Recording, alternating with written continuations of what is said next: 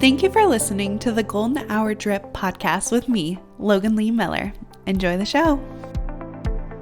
Welcome back to the Golden Hour Drip podcast. I'm your host, Logan Lee Miller. Happy Friday. Oh my gosh, why did I just almost mess up on my name?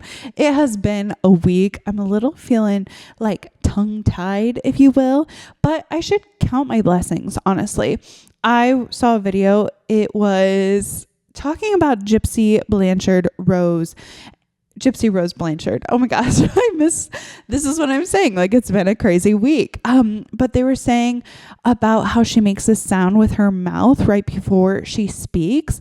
And the creator was like, oh my gosh, don't you remember Gypsy Rose Blanchard got her salivatory,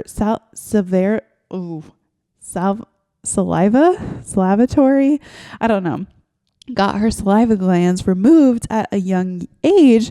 So she probably has dry mouth 24/7. And I was like, oh my gosh, like how horrible would that be? I know with the heat and it being summer, the air in my house is like a bit dry. I know because I've woken up with like my nose having a little bit of, I don't know, allergies, blood. It's gross. Okay, I won't get into it. But I was like, man, it's hot outside. Not that our home isn't air conditioned, but it's just, I don't know. And I had cotton mouth the other night and I forgot to fill up my cup to be right beside my bed because we've had a little bit of trouble with our ice machine. I'm not sure if we need to replace our filter. We went ahead and did that, but I had dry mouth and I was like, like choking. And I can't even imagine poor Gypsy Rose having that 24/7. And there's no way to like replace that, right? Like she has to drink water or even like chewing gum. Like it's not going to produce as much saliva. It just makes me so sad for her. But let's get into our Ask the Gals episode. Before we do that, make sure you rate, review, subscribe, send to a friend, all of the things. It costs you nothing and it literally means the world to me. So thank you to those who have already done it, who have commented, who have liked. I had a comment the other day on YouTube. It said, I love the way you express yourself. I listen to you to help learn English. And I was like, oh, that is so sweet. Like it would literally, it meant the world to me. So thank you so much. But ask the gals. For the 4th of July, my boyfriend's parents are offering to host us at their lake house. My boyfriend and I have been dating for over a year and a half, but this will be the first time staying with his parents. I'm super excited, but I have IBS and I'm worried with the grilled food and potato salad, etc., that my tummy will get upset. Their lake house only has a primary bathroom and 2 guest bathrooms. That means his family of 4 plus their significant others and me will have to share. Help. Should I cancel? I want to make a good impression, but not stink up their house on vacation. I totally understand where you're coming from. I don't have IBS, but one of my very good friends does. I won't out her, but it's very common. And I think with social media and education and people just like talking more about those topics or like your sensitive topics, such as like you have a gluten intolerance or maybe you're lactose free, or there are so many different ailments, I guess you could say, IBS being one of them. And while I know people can poke fun at it because it's, you know, our bowels, and if you have like 4th grade humor, right, it can be uncomfortable and you don't want to be made fun of it. And I definitely can understand being a little uncomfy with your boyfriend's parents. Because, I mean, you're wanting to impress them. I know for myself, this past Christmas, we shared an Airbnb with my mother and father-in-law, and Garrett and I. We went and visited his sister for the summer, and it was great and dandy, except for they only had 1 bathroom, and it was in the primary. And so one, I often get up in the middle of the night to have to go pee. I didn't want to disrupt their sleep.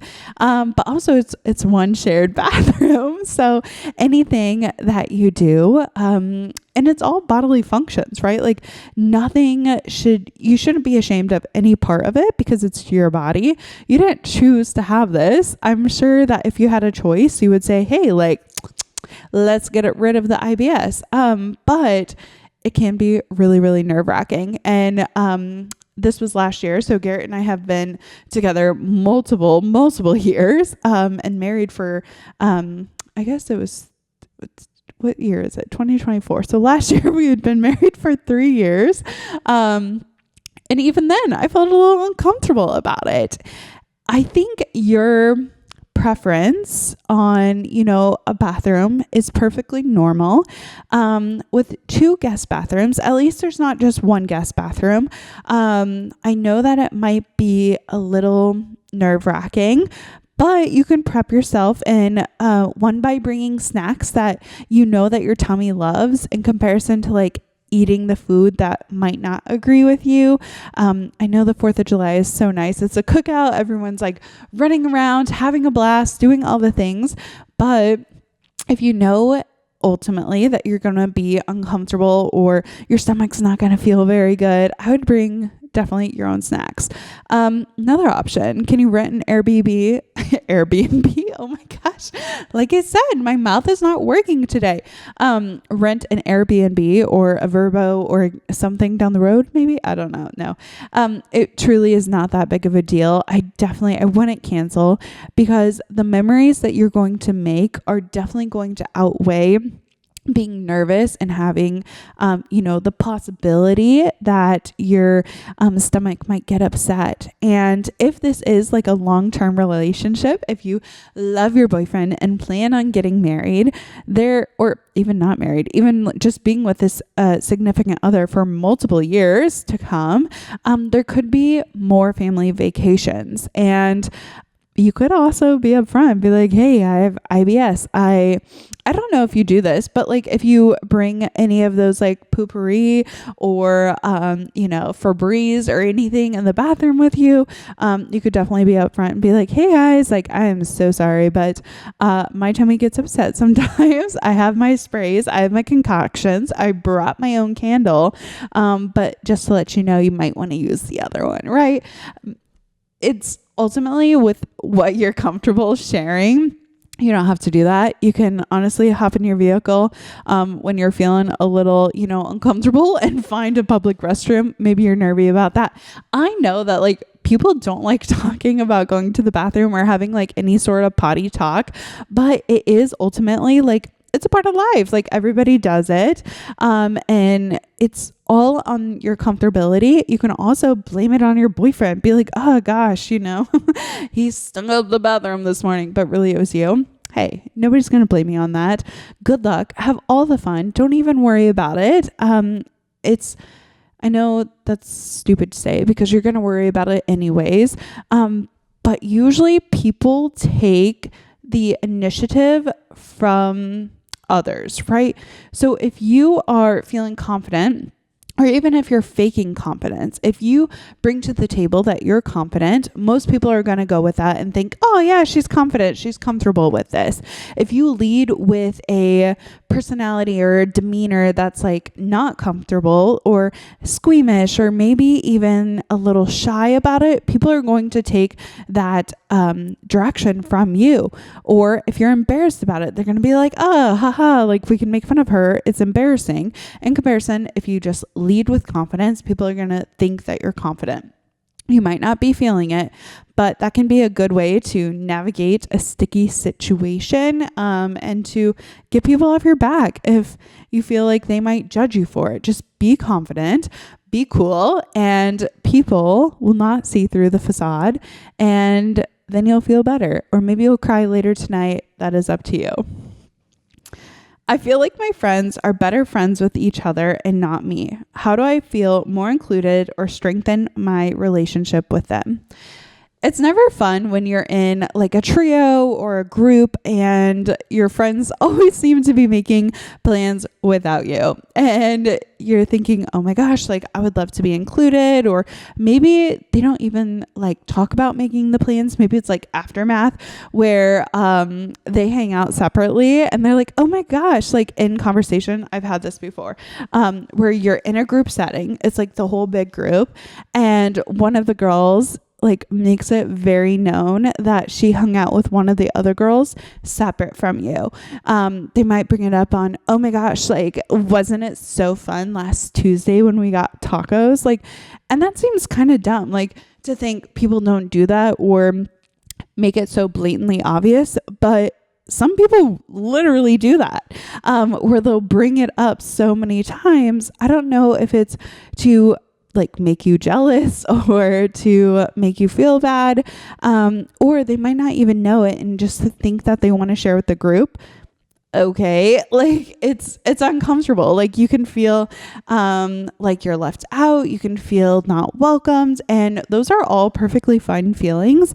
And my best advice to you would be to find a different group of friends. That's not always nice to hear, especially if you have a lot of history with any of your friends, where it's like, oh, we've been friends for, 5 years, or we've known each other since we were in kindergarten. It can be really hard to outgrow a friendship or to pivot a friendship to where you're no longer hanging out all the time. Maybe it's just every once in a while at mutual events you see each other. Like that is definitely something. It's difficult. It's hard. If you do want to salvage the relationship, if you don't want to chuck it in the bin, like I suggested, you can invite yourself. So if they are talking about like plans to be made, like, oh, we're going to see this concert next Friday, you can try and get tickets. I don't know. It's just so hard. I've always thought to myself, like, if someone doesn't want to be friends with me, I don't want to be friends with them. So it can be really hard inviting yourself places. If it's like a new friend that's kind of came into your group, say it was, the two of you, and then you got a friend who came into the group and they're spending more time with your friend separate from you, you can make plans and have them come, like instead of waiting for them to make the initiative of hanging out together, you can say, hey, like, let's go to the movies on Friday, or let's go out to supper, grab, drinks or whatever. Making that initiative. Ultimately, I would just make a new friend. I would try really hard to have a new hobby or new activity that you can do to meet new people, going to a workout class or different meetup groups or pottery or anything. Like there are so many different options, and I would just try so hard to do one of those instead. Hey, I hope that you're enjoying today's podcast episode. Just a quick interruption to let you know that the Golden Hour Drip podcast has a monthly newsletter. You'll find podcast updates, upcoming events and information, and bonus content. If you haven't already, click the link in the show notes and join today. Now, back to the show. Honestly, it's really hard. There's not really like a win-win in this situation. You're gonna, one, be losing a friend, or two, make them not want to hang out with you as much. I don't know. Like if they're already showing signs that they're like separating away from you a little bit, my first reaction would to also separate away from them and find something else to do, find, something else to occupy my time. Not in a way that's like boastful or oh yeah, well, you guys hung out. Well, I hung out with my new friend. Like nothing like that. But obviously there is something going on there, something brewing. And I would find myself out of this situation. No friendship is worth like feeling uncomfortable or bad about yourself, I would just slowly see myself out of the group. And that can be really painful when a soul contract or a friendship is like becoming toxic, and where ultimately you start to separate and go on different paths. It can be sad. You can mourn the relationship, but there are going to be other friends that come to your life. There's going to be, more opportunities or something that's going to set you up for something better. But nobody likes it, right? Like nobody wants to do it, but, doing it can be just so helpful for your own sanity's sake. Those were our submissions for this week. I do have an Ask the Gals little card. What is one item you run out of often? So for me personally, I feel like when I'm running out of something, I run out of all of it. Like I go and I purchase like a whole set of things. I like to do it in batches. So my makeup is all going to like expire or run out fairly at the same time. I guess one of the things I always run out of is mascara. I use mascara quite often, and my eyelashes, they are long, so they take some mascara to like, coat them fully. But mascara, I probably run out of the most. Second would be like shampoo, but with the new haircut, I am not needing as much shampoo as I did previously. But mascara is probably the top thing I personally run out of.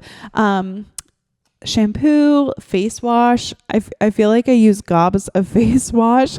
And so I'm often running out of that as well. But for me, if I'm running out of one thing, I'm running out of multiple things, and it's going to have to be like a big purchase. I'm going to Ulta, I'm getting all of the things, or if it's with, I guess like my clothing, I don't really run out of clothing, food, grocery shopping often. Jam. Oh my gosh. So this past week I made plum jam. So good. It was probably one of the best jams that I've made thus far. So always running out of jam. But honestly, I like to keep things well stocked. There's not things often that like go empty in our home. So, that would be one thing that I run out of sometimes, but ultimately nothing really. I would say I'm definitely a consumer. Run out of time. Oh my gosh, running out of time. Let's remove mascara. The number one thing that I run out of is I run out of time. I'm always just like trying to fit the most into my schedule, trying to maximize every single minute, and try and like get things done on my list. So as you know, I've been having like, my day split up in different, sections. So like on any day in particular, it'll be like, okay, 8 to 10, like what am I doing in those couple hours? 10 to 1, what am I doing in those hours? 1 to 4, like trying to get it so segmented that it's like different periods of a game, but it's really just my day.